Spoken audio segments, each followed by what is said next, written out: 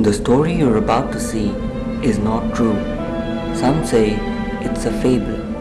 Some call it a dream.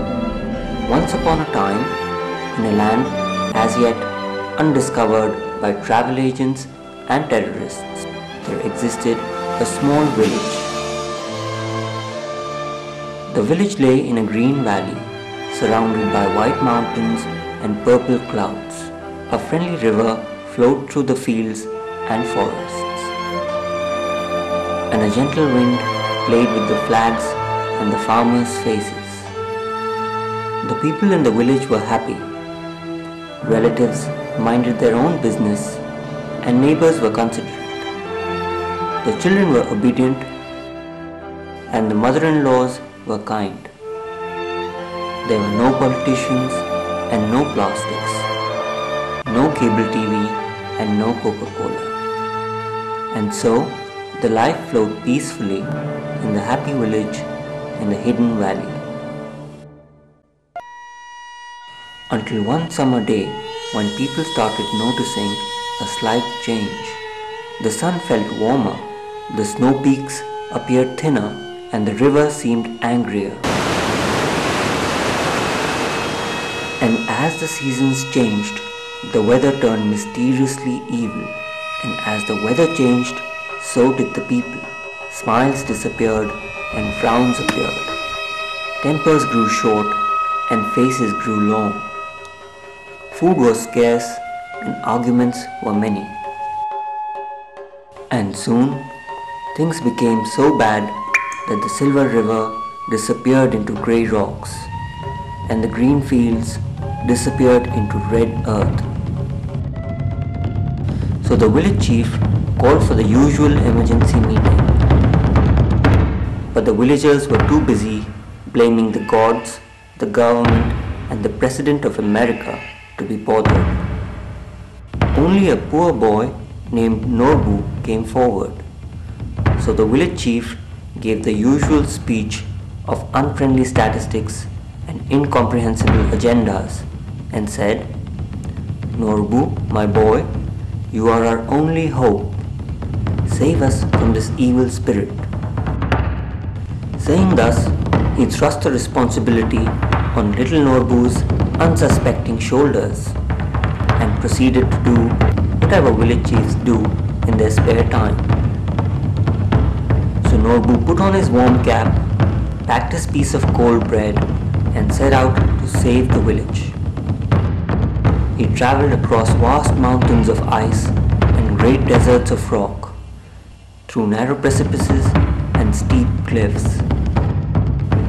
But like most good Samaritans, Norbu lacked the resources and the means.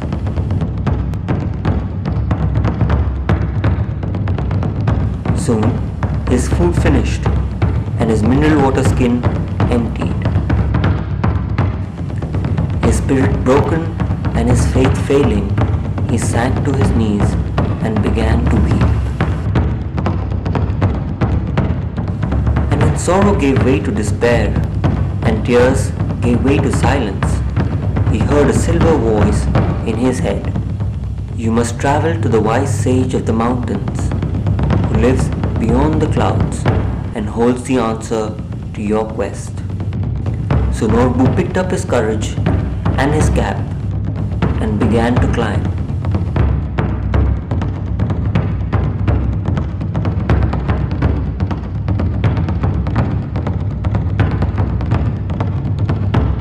He climbed till he could see his shimmering village, shimmering. And then he climbed till he lost it in a sea of clouds.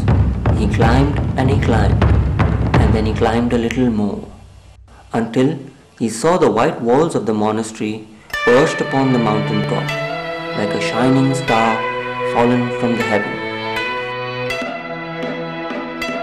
He jumped past the prayer wheels, climbed the zillion stone steps, and ran across the path in the sky until he reached a silent doorway shrouded in shadow.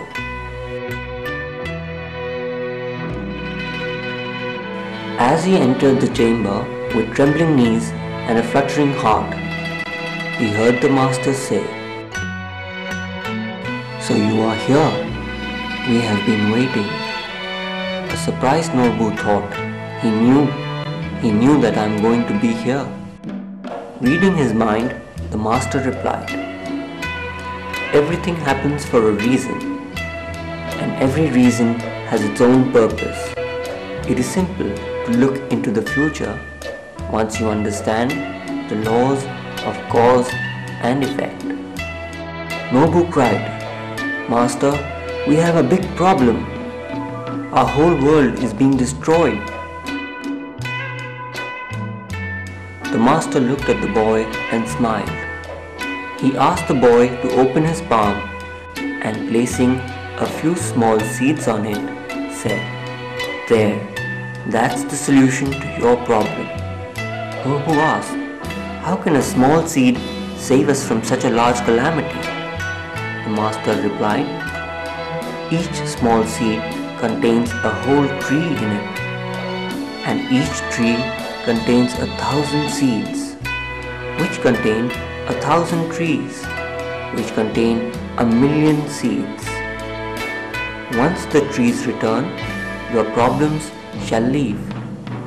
Nobu said, "So these are magic seeds?" "No, my son. These are ordinary seeds and will bear ordinary trees."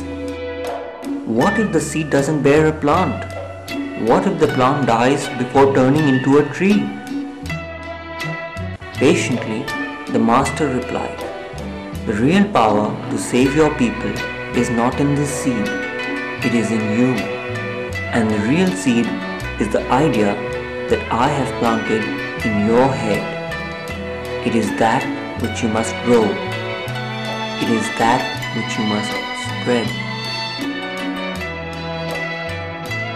Nobu has planted his seed last month. The story you saw is not true. Maybe it's a fable. Maybe it's a dream. Or maybe it's a possibility that shall come true someday. After all, the idea has been planted in your head too.